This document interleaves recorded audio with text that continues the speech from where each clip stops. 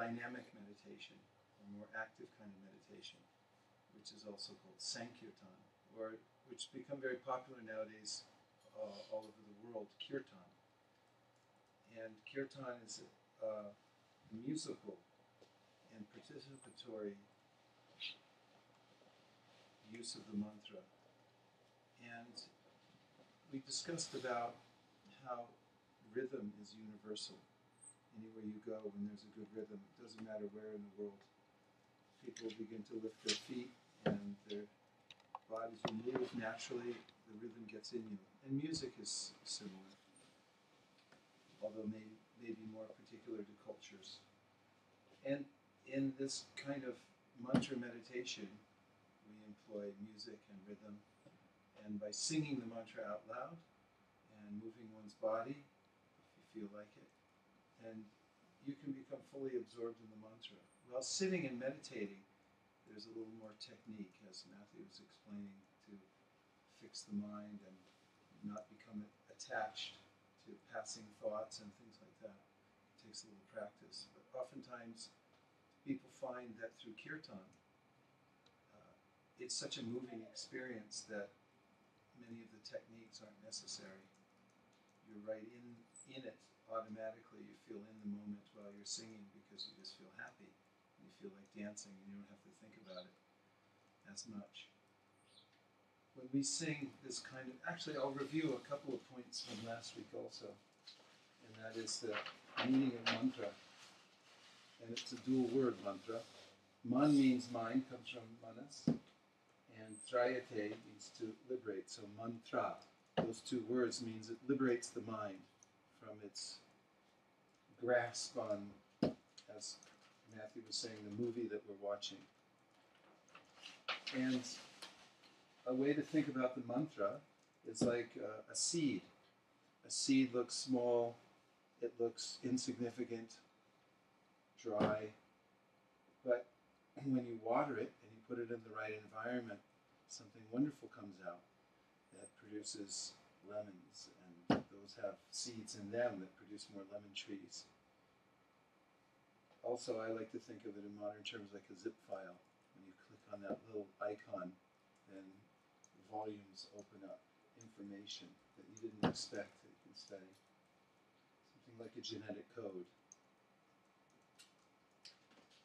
So in the right environment and employing the mantra correctly, then we become aware of much more that's in the mantra. Then an example sometimes in India, in the hot summer, you take sandalwood and they put on a grinding stone and a little water and they grind it, because when you apply sandalwood to your body in the hot summer, it keeps you cool all day. But the more you grind it, the more the nice pulp comes out from the wood. So similarly with the mantra, the more you try it in different ways, the more you'll experience the happiness that comes from the mantra itself. Matthew talked a little bit about this, about how the body is called the kshetra. In the Bhagavad Gita, Krishna explains how the body is the city of 9 gates. Navadvare. Dvare means door or gate, and Nava means 9. Pure Dehi.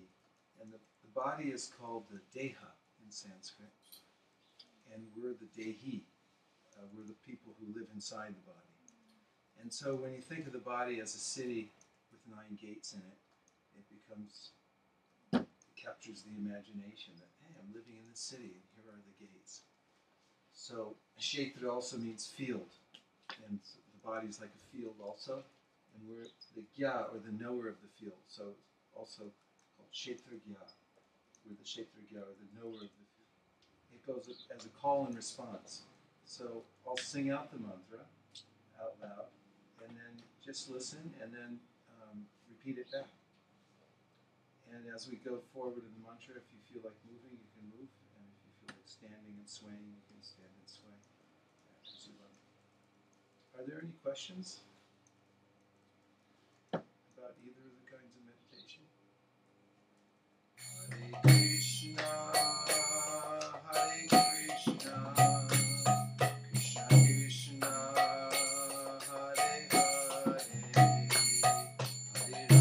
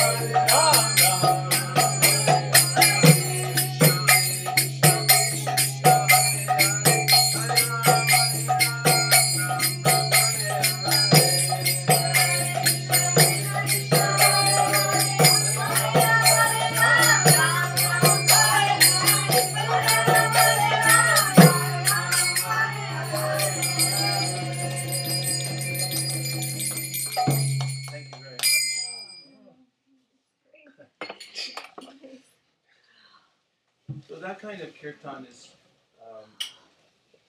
now going on in many places. Sometimes they have what's called 24-hour kirtans.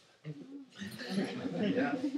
And people come together and they have a kirtan for 24 hours. We just had one last month, actually, at someone's house. Started at noon and it went till noon. And of course, people come in and rotate. Different people coming to lead who have different styles and moods. But it's a complete immersion. For those who like to come and experience that. So the point is that there's something in it. When I was driving here, I saw a billboard that said, pour out, share the pleasure, share pleasure. And it was a new 2-liter size bottle of Coca-Cola. And it was being poured into glasses, and it said Coca-Cola on it. And for a fleeting minute, I thought, well, maybe maybe there's real pleasure in that. The mind is grasping everywhere, looking, says that is, and so many people are advertising. It's over here. It's over here. This is called in Sanskrit in Srimad Bhagavatam. It's called Mrigatrishni Rupa, which means a mirage. It looks like pleasure. It looks like it should be there, but as you approach it, it recedes at the same pace, and you never quite get it. It just looks like it. It's also called Shruti Sukham. Sukha means happiness, and Shruti means something you hear, the process of hearing. So you hear about it, but you never actually get it. But there's a difference in the mantra, because the mantra actually has something in it that's satisfying to the soul and to our real self. And the water that we want to drink, for which we approach the mirage, is actually there within the mantra. And therefore, it doesn't become old or hackneyed. Actually, there's a new life's experience every time one chants it. And the more accomplished at chanting one becomes, the more there's what's called ruchi, or taste.